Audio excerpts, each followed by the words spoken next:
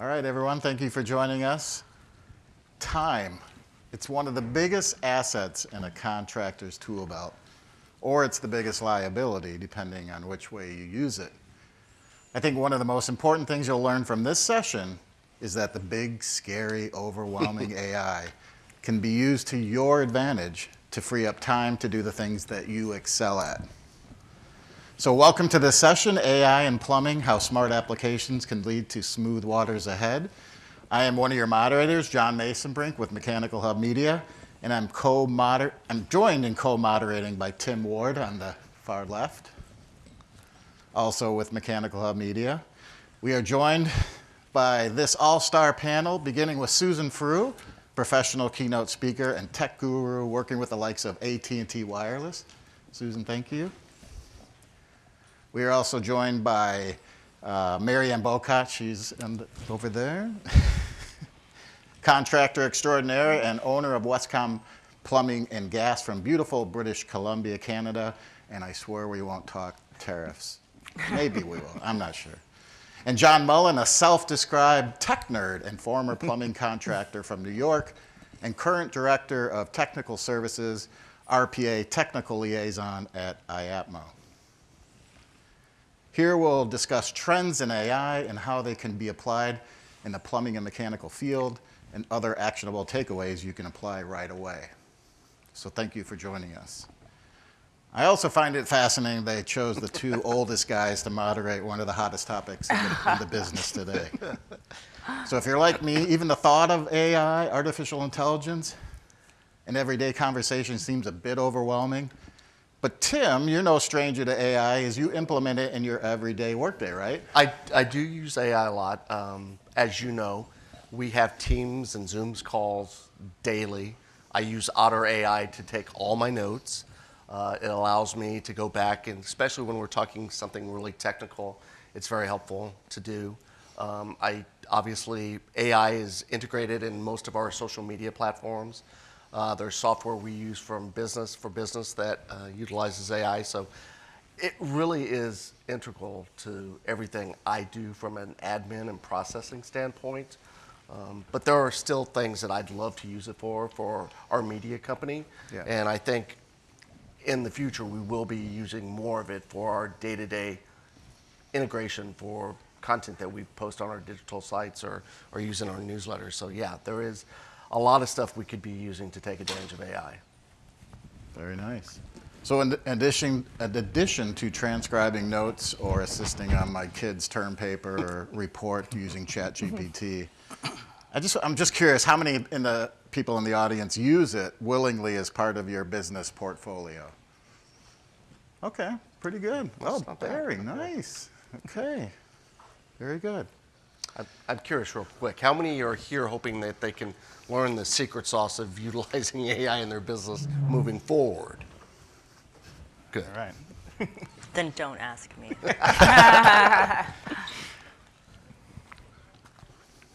All right, Susan, you told me that AI is all around us, and if we ignore it, we certainly will be lapped by people willing to use it. Yes. In your words, you have said that it's like selling LED lighting versus selling a candle.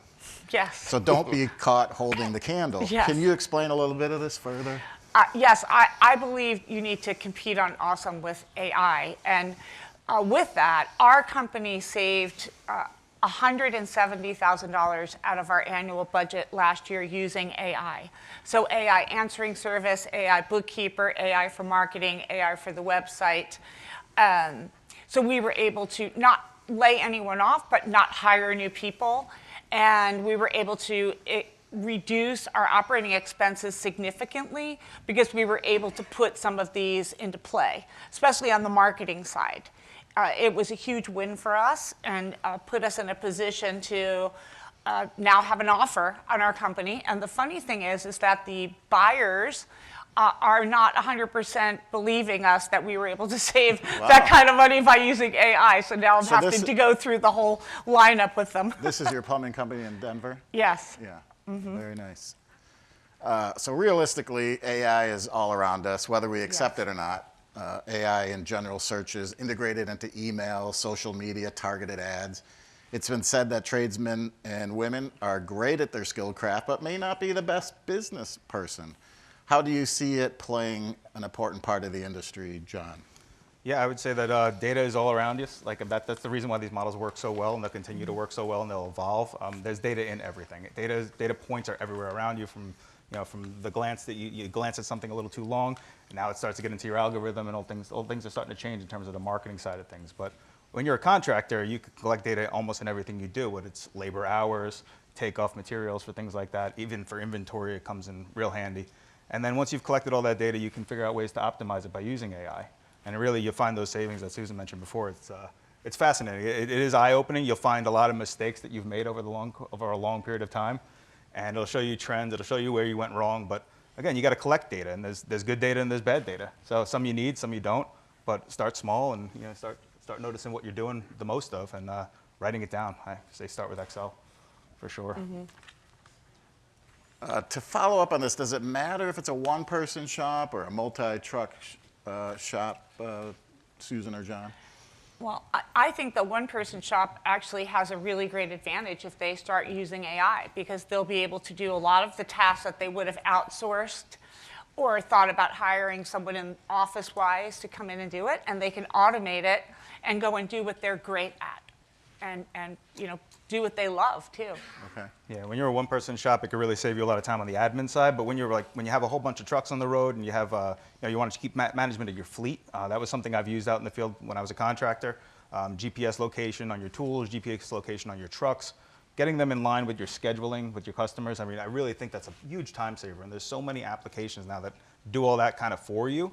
But again, you got to know what it is you want it to do. So collecting that data, finding the good data, the useful data, and plugging it into the right model to optimize it is really where you make your gains. Well, Marianne, speaking on that, you're a one-person shop. What you're listening to Susan and John talk about utilization of AI.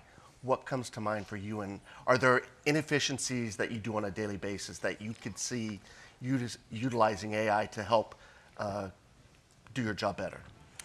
Yeah, I would say that I'm not the most familiar with it, mostly because I wouldn't say that it freaks me out, but I just feel like there would be limitations with it.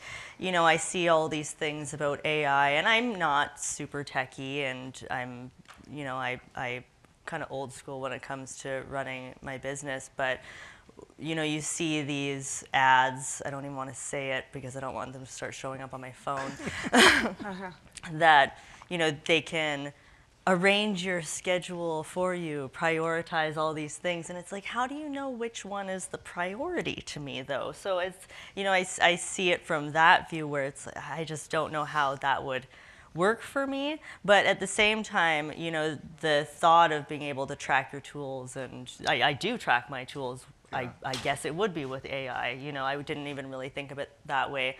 I use a lot of Milwaukee tools, and they have their one key, and you can track and GPS location and all that, and I GPS all my vans. So having that log into my field service app is super handy, because before I was just using QuickBooks for all my bookkeeping and all that. Well, I switched over to Jobber, and you have all your GPS locations in there. It tracks your vehicles, it clocks you in and out. I guess you would consider that would that be considered AI? That is AI. That's automation. Yes, it is. Yeah, so I guess I've been using it without even really realizing it. That's what I try to remind everybody, that they're using it all the time, whether they're on social media and they use the words to transcribe their voice when they're making posts and things like that, or they're optimizing their calendar. You mentioned that's a hard one, because how do they know what you want?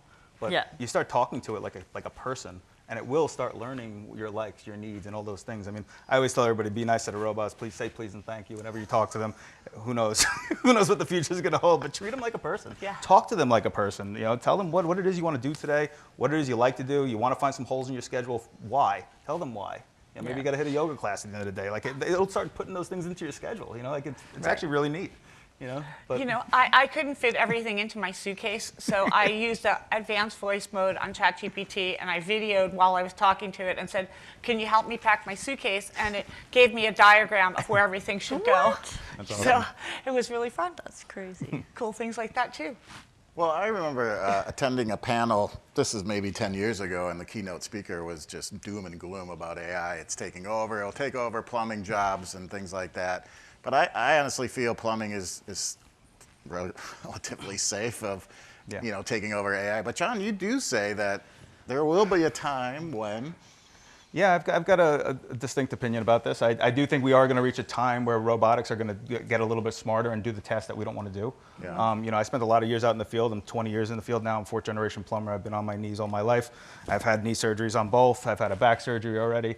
There are things that can save your body out in the field, and there's also things for accessibility terms when you want to bring other folks into the trades, people who aren't as strong. Exoskeletons can help you lift pipe. When I was in the field, you had to put two people on a length of 4-inch cast iron.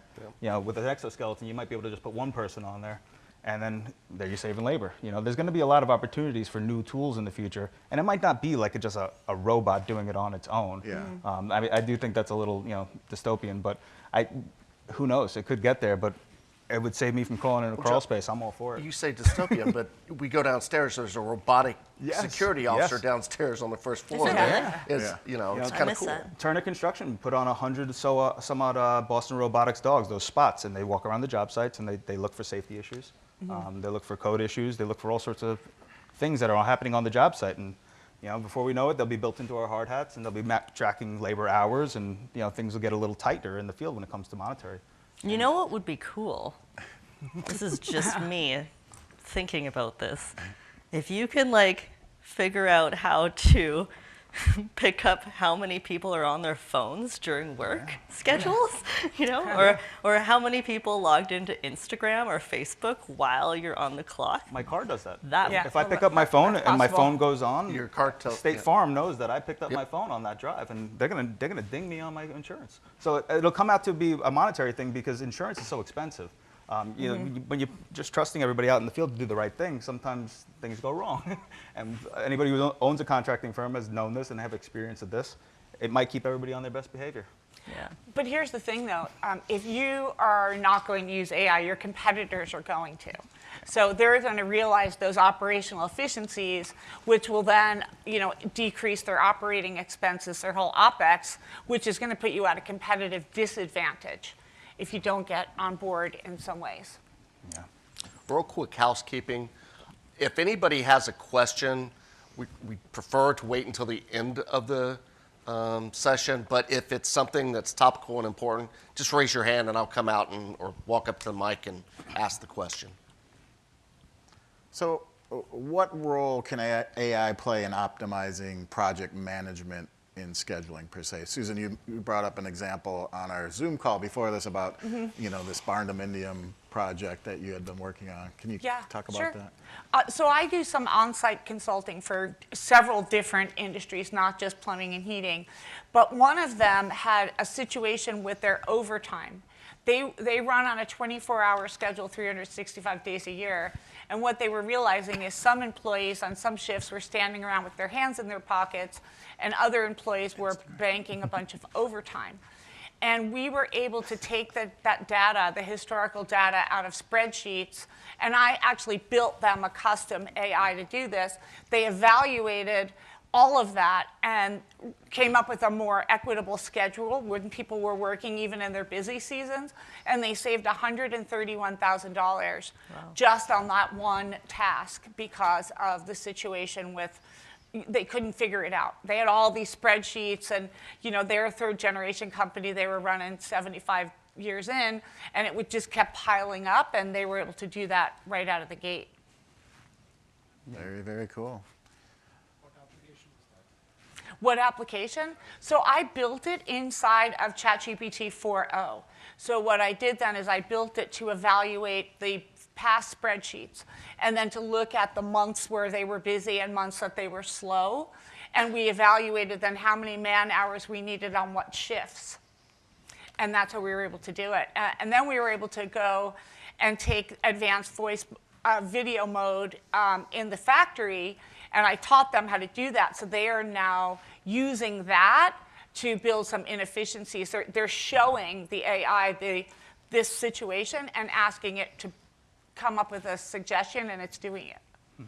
Yeah, so it's really cool. Yeah, building large language models on the GPT 4.0 is pretty fun. I've got one myself that kind of handles the social media side of things, the digital profile of contractors, and how do you actually optimize your businesses? And you can go into my Throw a Wrench in Your Plans Media chat GPT, and you could ask it questions as if it was me. And it's pretty neat because it's got all my writing, it's got all my expertise built into it. Because I do say one day we're going to try to put this stuff in a decentralized model and kind of protect the craft as well.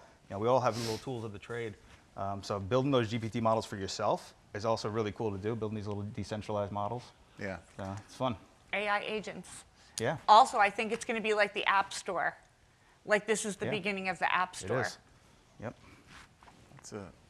Yeah, I like that.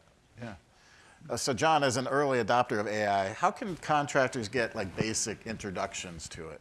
Oh, here he goes. I'm going to throw on my Meta glasses for this one. All right, so there's tools out there. You can get, I know these look a little nerdy, but I could record you guys right now if I have your consent. But you put these things on, and being on a job site, this would have been tremendous. I was a chief estimator for a big plumbing company in New York for a lot of years, and I walked jobs every day. I mean, I've seen some of the worst plumbing anybody's ever seen because I was that one out there to go out and fix it. But so often you would miss things, and you go out into the field, and you come back to the office, and you'd be looking at your camera profile, your company cam, and it would be very hard to actually put together a comprehensive estimate.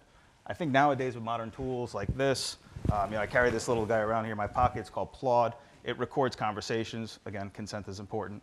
But what it does is it provides you detailed, actionable items, like almost like a meeting minutes for things.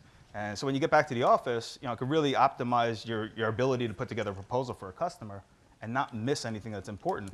Hence, saving a lot more money. It really comes down to labor hours and how much time you're going to spend putting something out in the field. And if you could do a job site walkthrough with something like this, or record a conversation you had with your customer, it could really be a game changer. So Marianne, you said that you had a pair of these, but you just haven't had a chance to use them. Well, so I actually have 2 pairs because I wanted the sunglasses too for outside. I'm a roofer as well, so They transition to worlds for you. Yeah, that's probably what I should have done, but didn't get the memo. So, but I found that they're a bit of a pain sometimes. They're not perfect. Yes, it makes a great video, and they're fantastic in some aspects, but at the same time, they unsync all the time. You have to reboot them all the time. So it is still fresh technology, I think, for the Meta For sure. glasses and all that. So it still has a ways to come, because it's to the point that I just don't even use them anymore. I don't know if everybody understands exactly what they are.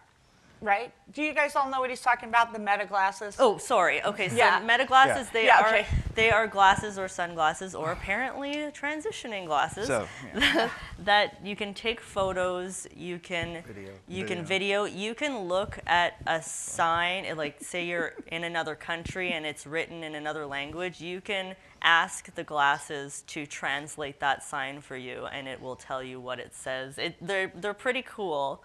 I have not used them for that because So I'll tell you a little more about them. There's speakers built into the sides of them. Yeah. You can take phone calls. You can listen to music. It's no earbuds or anything like that. So it's kind of you're a little more involved in the world, which is kind of the purpose of some of these new technologies. Let's get back out into the world. Let's get a little out of our phones and get back to being people.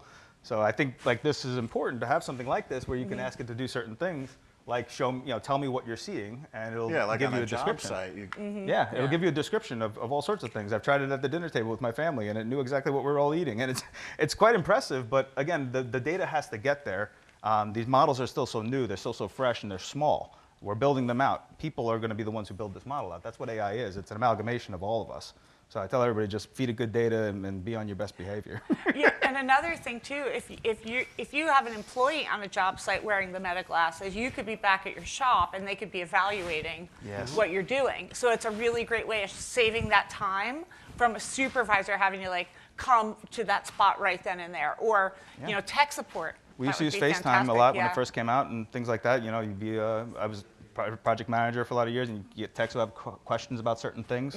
Now it could be hands-free, and they could just show you exactly what they're seeing with their eyes. And you're not getting the whole, I don't know how to use a phone, I'm turning around. Sometimes it's hard. But also the AI could be evaluating it as well. Yeah. So in the field, my husband's been using it to evaluate a problem and to find parts. So That's if it's interesting. not a part that they have, like, okay, here's the problem, this is what I need, where can I get this? And it will tell you. And that's just amazing. It's awesome. Saves so much time. So to continue on that though, John, are the glasses, does it have the ability to record and archive that information? Yeah, so it records whatever you hit the little thing, you saw my little light, it lets everybody know that you're not spying on them. And it records the conversation and sends it to the app. And when you're on the app, it downloads it right to your phone, and you can throw it in folders. So long as it's still synced up. So long as it's still synced up. But it gives you a little, so when I just hit that button up on the top here to turn it on, it gave me, you guys didn't hear it, is a little chime to let me know that it's recording. So there's an inside light, so I know that it's actually recording, and then there's an outside light, so you know that it's actually recording. So yes, you have to make sure it's synced up all the time. You have to have a good smartphone. I run Google Android. I think it's probably one of the better ones, in my opinion. I know everybody likes their iPhones and their Apple stuff, but So you mentioned consent, and I think that's a huge thing, and privacy and things like that. How do you, other than just asking someone when you're in a home or on a job site, that could get kind of messy. you got to know the laws too. I mean, it's Yeah. different everywhere. My home state, North Carolina, you can film and record anybody anywhere, which I think is kind of weird. But where I hail from is New York, and you can't do any of that stuff. And it's very different. You have to actually ask, and you have to maybe sometimes sign an agreement. I mean, I've been in people's homes where I've signed non-disclosures because you're working for a celebrity or you're doing this, and that might not be the tool that you want to bring into their home. Certainly there's other scenarios where you just don't want to bring in recording devices, whether it's a government job or something high clearance, and many of us have been on those types of jobs. In addition to that, we've talked about efficiencies, we talked about reducing costs, but there's an entry cost to get into using AI. Sure. Those glasses are not free. Right. What are some of the ground floor? What are we talking about to get in, to really start initiating utilizing AI in your company? What kind of costs are we talking about? Well, almost everybody's using Excel already. I think that's like one of the best places to start.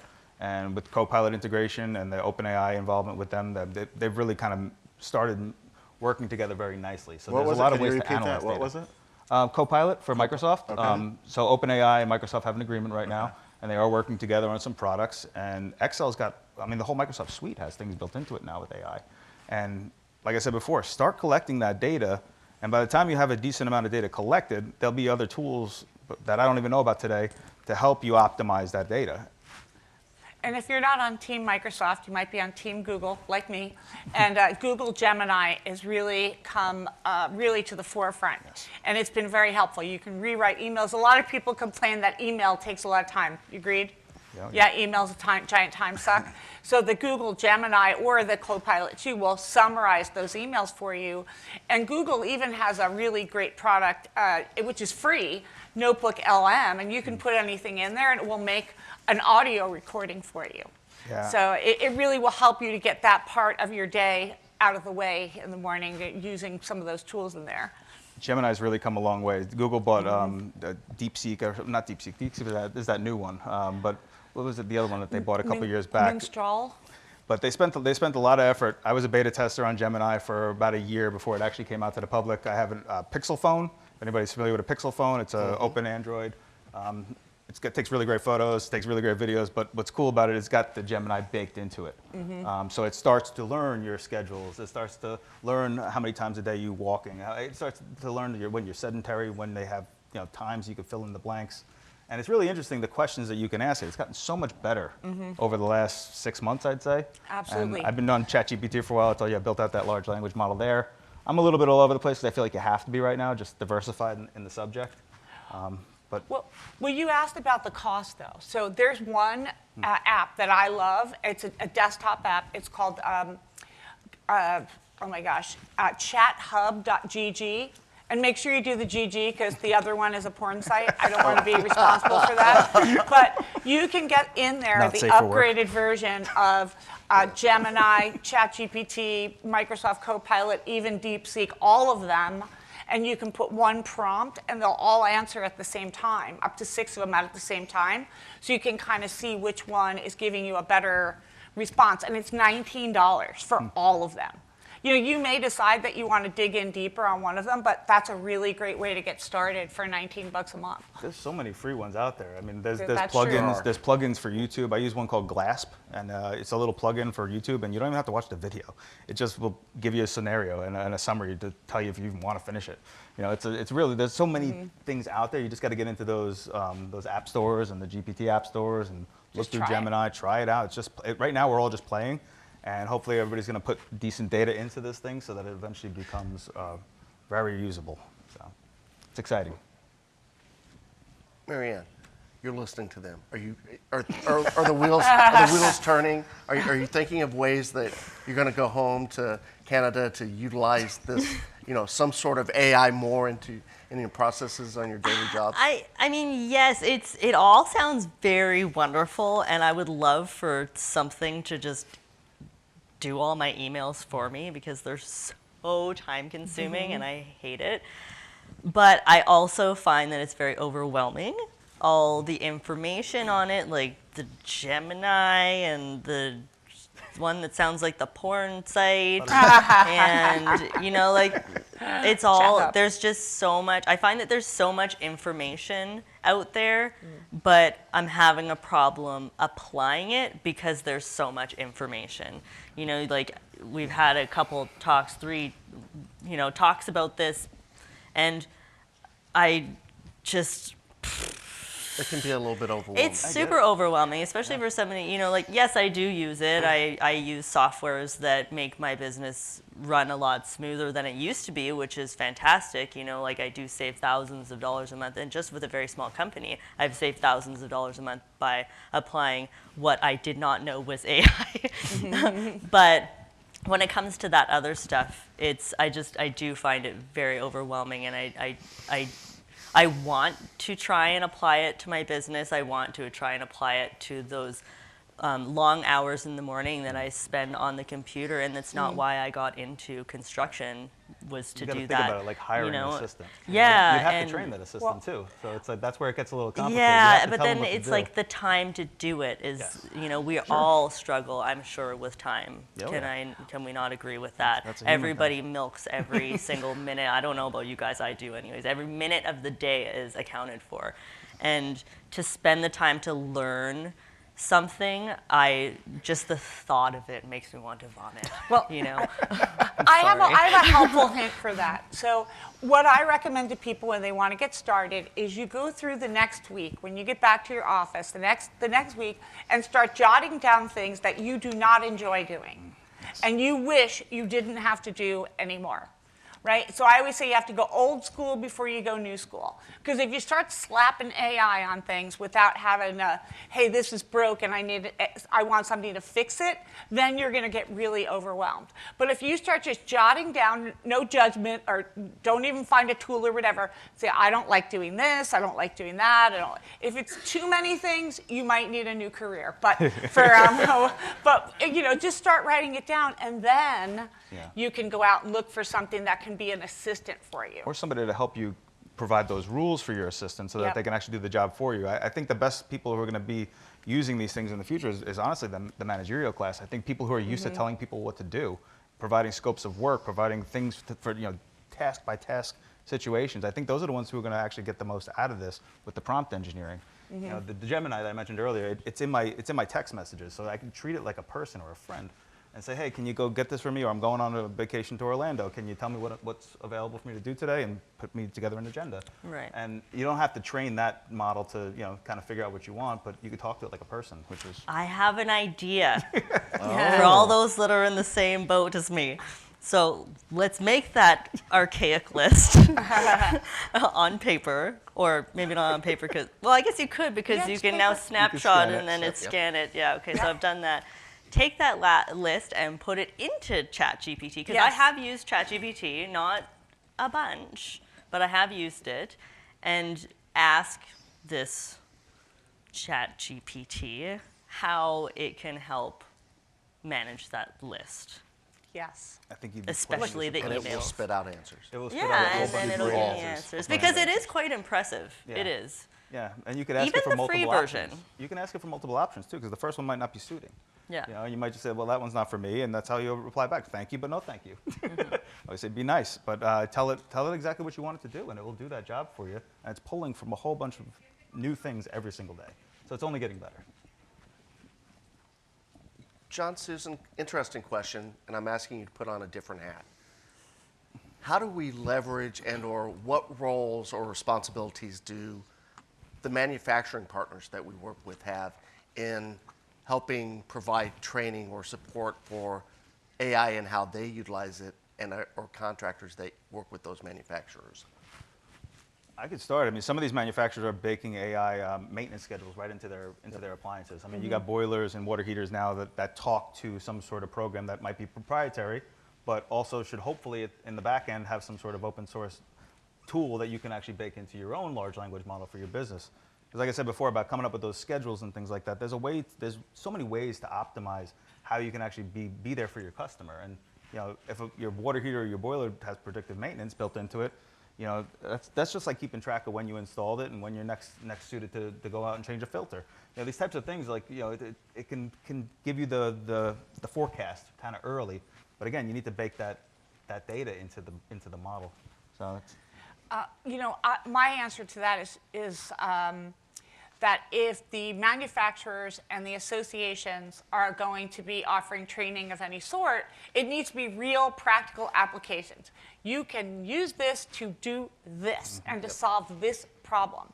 You know, it's great to see the big futurists and being like, oh, well, in 5 years, 10 years, this is going to happen. Okay, great. But how can I use this tomorrow in my business to help me with my problem? Which is a lot of times overwhelm or strategy or analytics. AI is the best analyzer ever. You know, if you want to look at historical data from the last 5 years on a spreadsheet, you know, by cloaking your personal information, throwing it in there and asking it to evaluate your business in that way, you're going to get answers that's going to blow your mind and be extremely helpful to you on how you navigate the next year of your business. yeah. Well, Susan, you mentioned going old school before you go new school. Yes. John, you ran a business in New York, a contracting business. Again, like, let's talk about where to start. Like, what are some, like, not five, but, you know, maybe a few things that when you sit down, what would you do to start using IT? You know, when I was running this company, it was way before some of these GPT tools existed, but automation has always been like something I've been really fascinated with my whole life. I like streamlining things. I like finding the fundamental reasons of why you're doing things.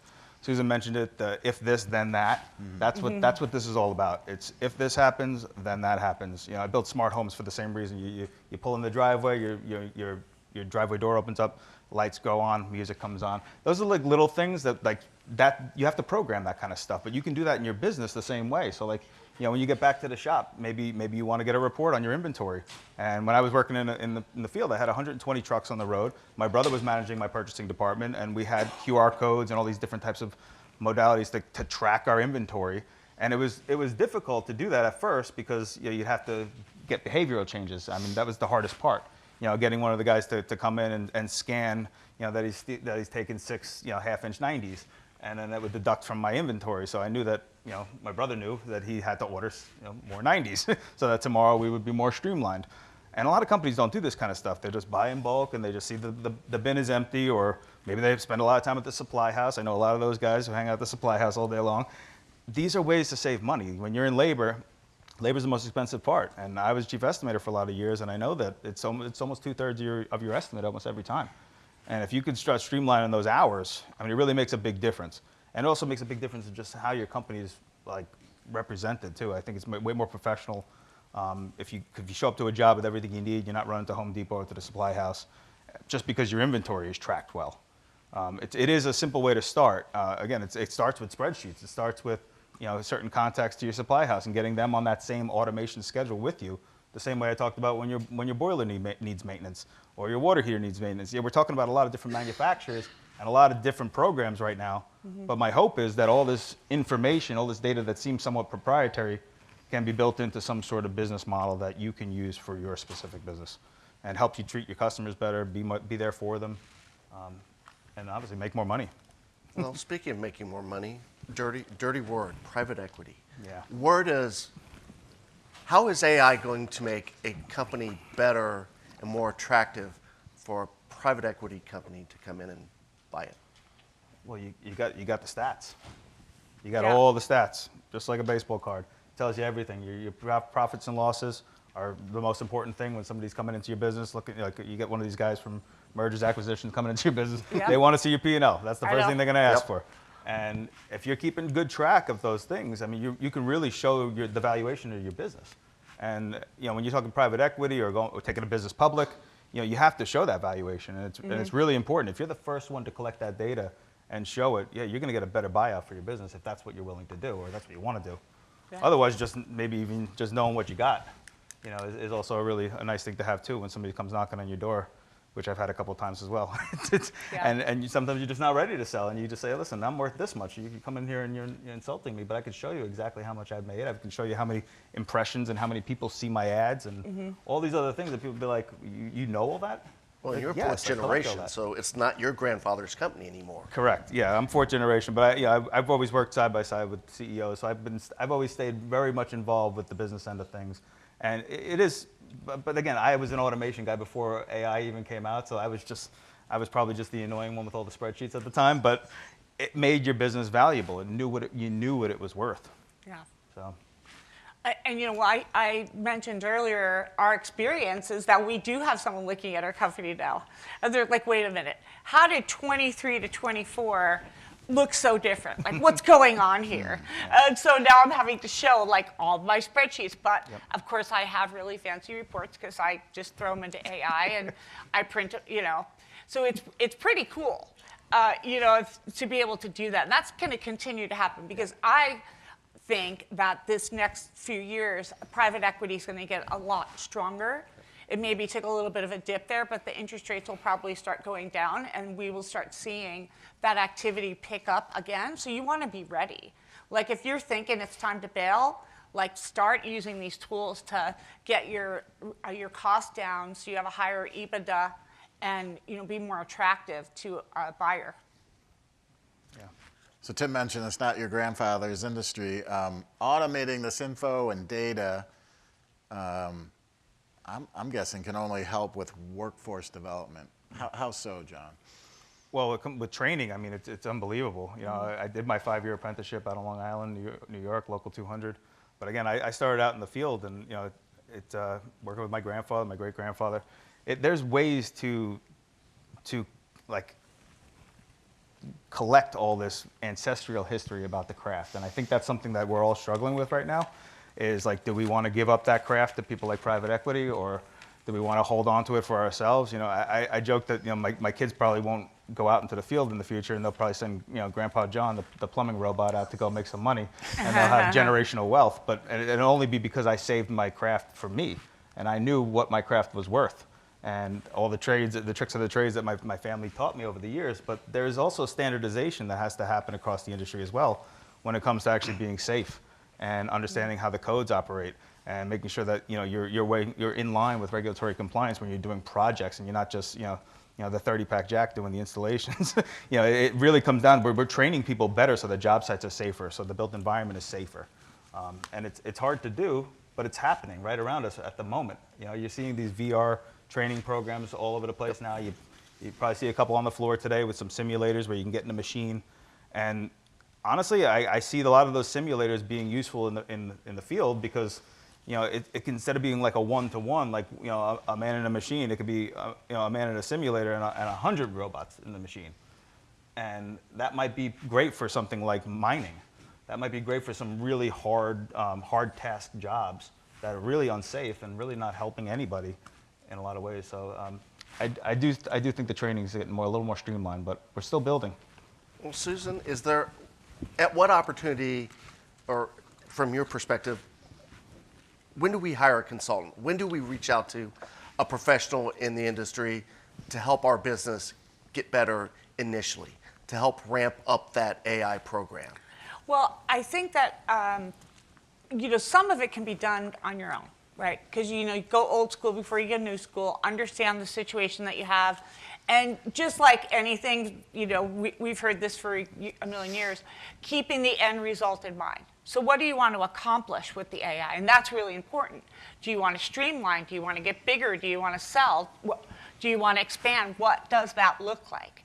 And knowing that, and if you have a really strong goal on that, then I think you could bring someone in and really get the juice, because then this way you also want to bring all of the people involved in your processes around the table and in the old school part, and really evaluate what parts of the business are working great, what parts need improvement, what parts can be streamlined. Some parts maybe you just need to ditch them, or you evaluate that one part of your business just isn't profitable, and and the AI can help you with that. But I mean, we can get ROI pretty fast, on site in a company. I think you need to have sort of a more formidable size company to get started, but I definitely think that you can get a ton of traction before everybody else does, because you want to get this done before the guy across the street gets it done. Yeah, if you're a business owner, you probably already have goals. Goals is something everybody should be working on, just even on a personal level, but when it comes to actually bringing in a consultant to set those KPIs, key performance indicators, they help you kind of watch the steps you're walking across as you start to get towards your goal. I think that's where you might want a consultant. That might be where you can actually dig into it, find the low-hanging fruit that you can go after right away. Yeah.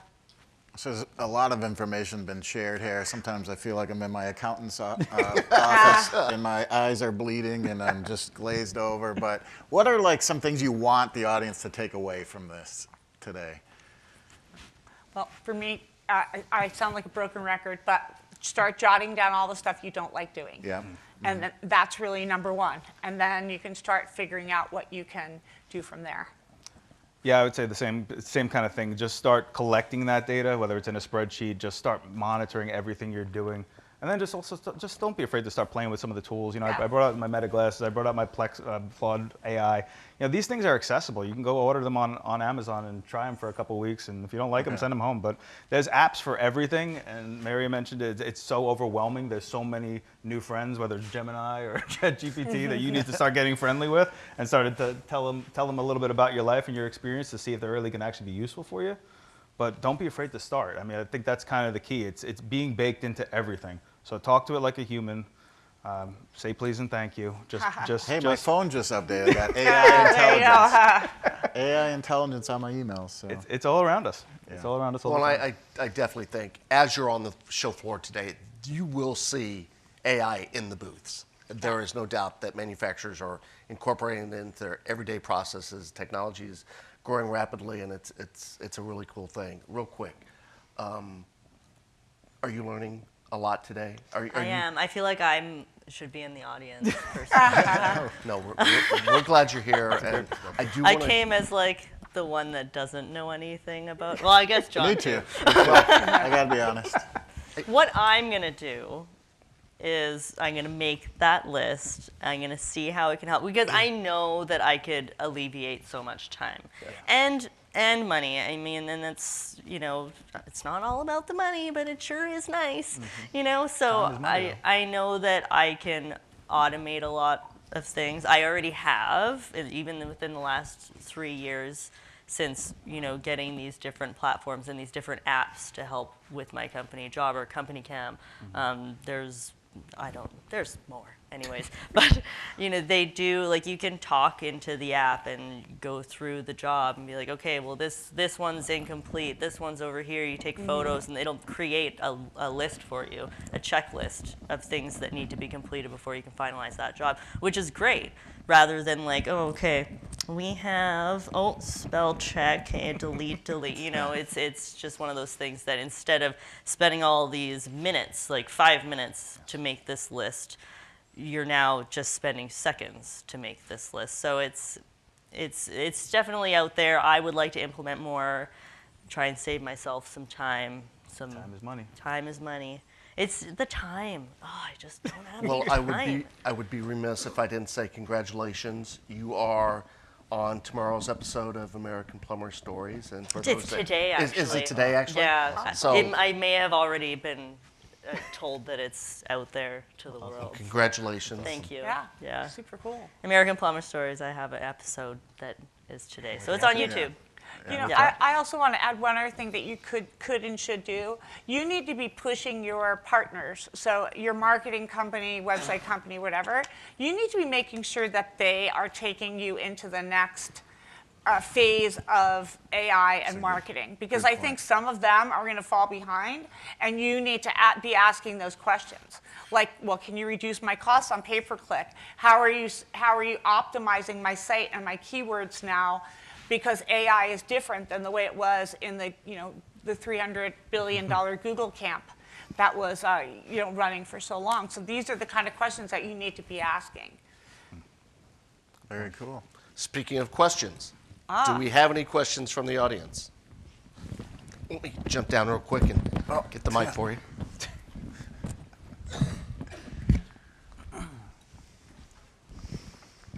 I appreciate you guys first. Secondly, a lot of the AI improvements we talked about were kind of admin related. Obviously, we spoke about Boston Dynamics, Meta glasses, field surveying, all that good stuff. But from a design and technical standpoint, how can we utilize AI to improve that side of plumbing? Yeah, I would say there's a lot of softwares that work on the design side of things that are really starting to bake AI into it. This morning we had a session for the RPA on LoopCAD, talking all about their 3D modeling and different types of things for radiant heating in the floors. There's going to be a lot of these things that are baked into softwares like that will help find your inefficiencies, find where you missed a spot, which is going to be very helpful. I mean, I come from the estimating world, and it's kind of the same thing. Say the drawing was drawn without venting, and that happens all the time. Are you just not going to take off the venting? Well, not if you're a good estimator. You know that you're going to have to put vents. You know that it's code compliant. So these types of questions you're going to be able to ask the software in the future, I would imagine. And companies like Revit are working on these 3D models for the digital twins of the world. And all this stuff is going to kind of be baked into that metaverse cake, I think, at some point.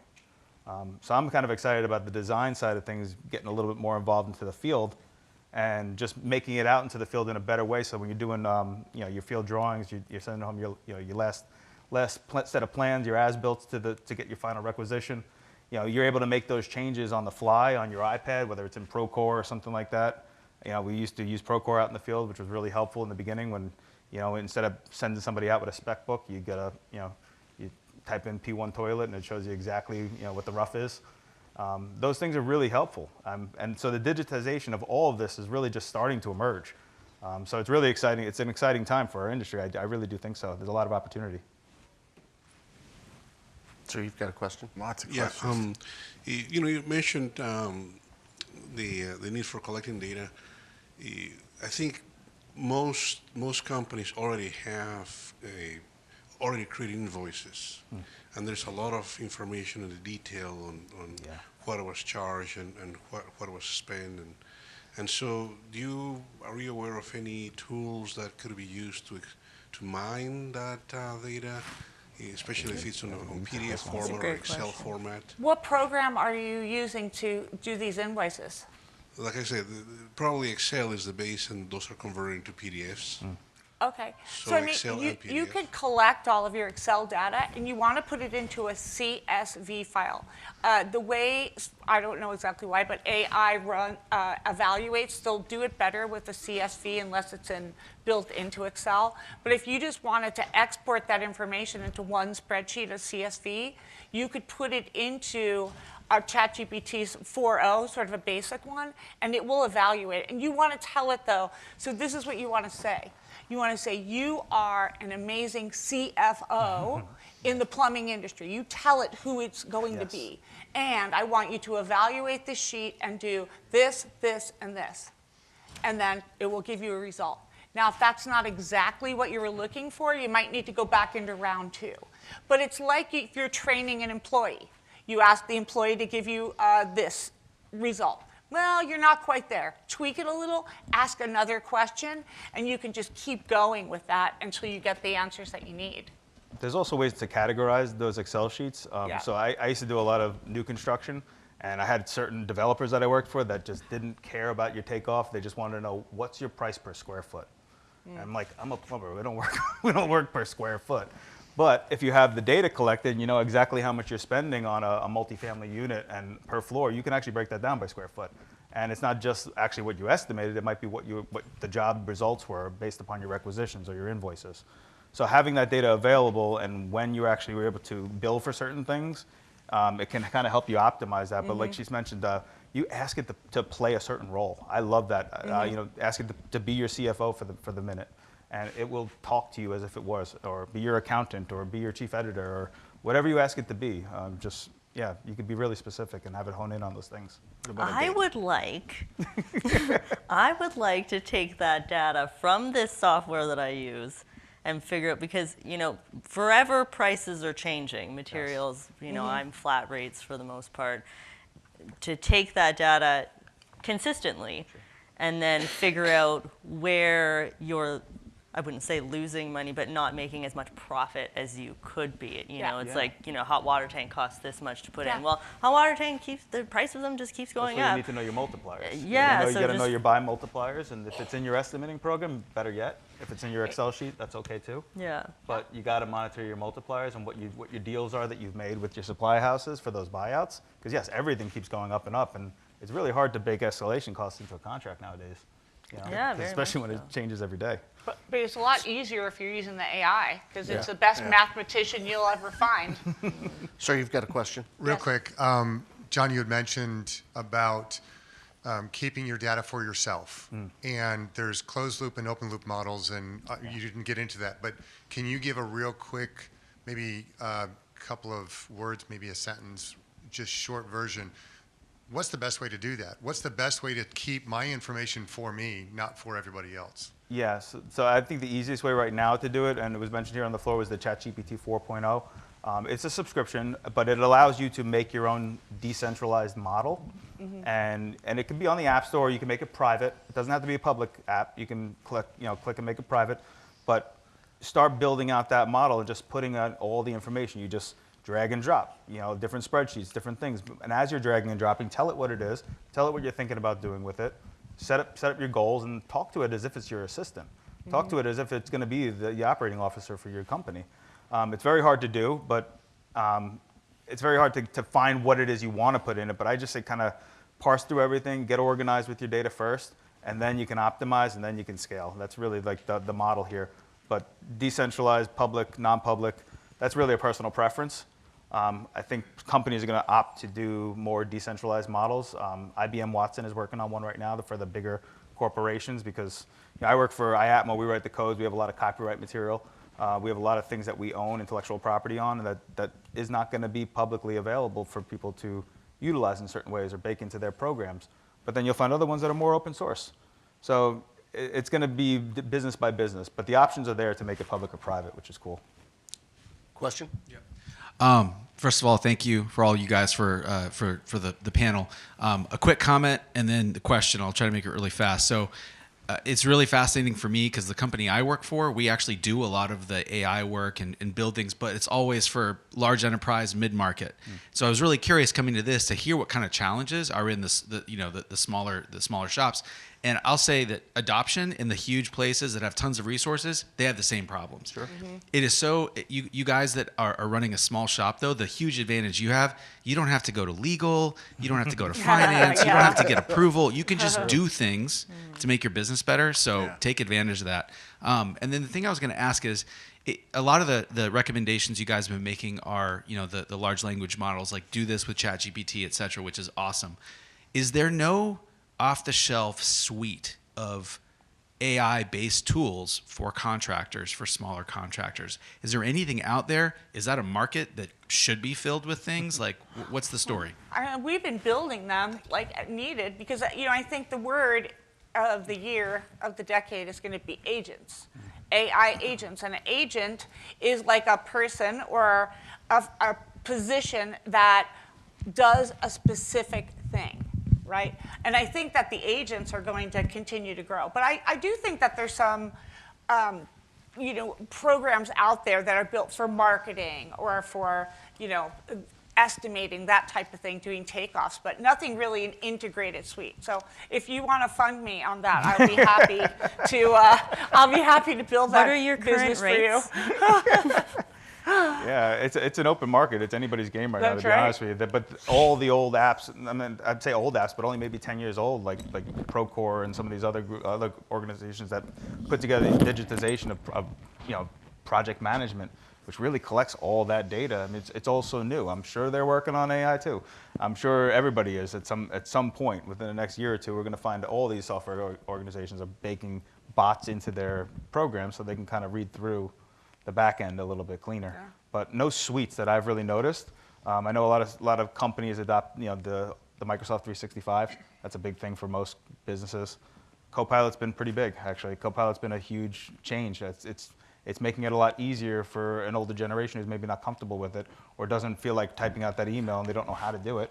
And they're just talking to it like a person. And you mentioned it about the conversational side of that generation.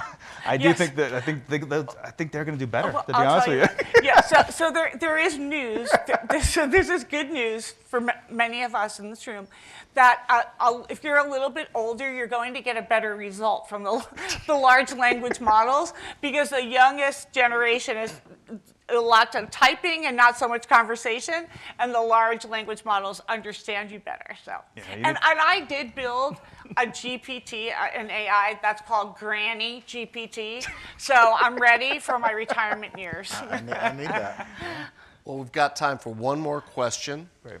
I really liked your suitcase story, and so I just wanted to know what AI specifically you used, and then any peripherals that you used. Like, did you use the Meta glasses to do that, or? No, so inside the upgraded ChatGPT now, there is a way, you'll see these little lines on the space bar. It looks like a radio wave. And if you hit that, you're going to get advanced voice mode, which will then allow you to click the camera. And the camera will be either a video camera or a still camera. And while you're talking to it, you could be showing it. So that's what I did. I'm like, these are all my clothes, and I can't fit them in my suitcase, and I'm not checking my bag because I always lose my stuff. What can I do? And, and it gave me a diagram of how to pack it. Thank you. I know, it was really cool, I gotta say. Yeah. I built one for thrift store shopping too. So if you like to go thrifting, you can use my Thriftinista app and it will give you the value for whatever you find at the Goodwill. That's awesome. I would like that information. Yes, Yeah. My GPT is 99% of my clothes are not new. me too. My GPT is public. If you guys want to download it and check it out, it's basically everything we talked about today. Throw a wrench in your plans. It's fun. You can check it out for free. John, was there a QR code? Yeah. Yeah, there's a QR code out by the door. If you guys have additional questions, feel free to scan it. You can get in contact with any of us, and we'll be happy to shoot you an email and get in touch afterwards or have another conversation. Yeah, put you in touch with some of these links. We didn't have a presentation today, but yeah, scan that link on the way out. Cool. Thank you, guys. Susan, John, Mary Ann, Tim, thank you so much for this panel. It's been great. Thank you. Thanks, everybody.